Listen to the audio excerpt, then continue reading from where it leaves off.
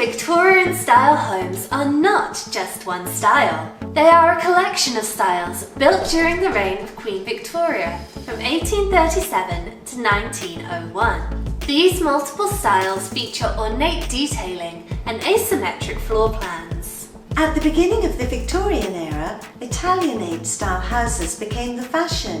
With low roofs, wide eaves and ornamental brackets, Victorian Italianate houses are reminiscent of an Italian Renaissance villa. One of the features that became popular during the Victorian period was the use of wooden gingerbread trims. This was a reinterpretation of European Gothic Revival architecture, using timber that was in abundance in North America.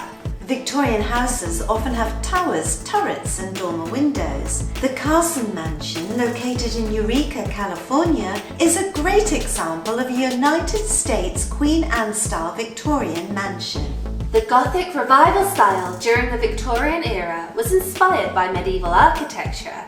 Houses were given details such as arches and pointed windows with diamond-shaped panes.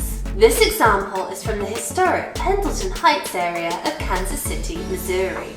Although many Victorian Gothic Revival homes are huge mansions made of stone, some are rendered in wood. There are even small wooden cottages which are named Carpenter Gothic. Other styles of this period have characteristics of Greek Revival or Colonial Revival details.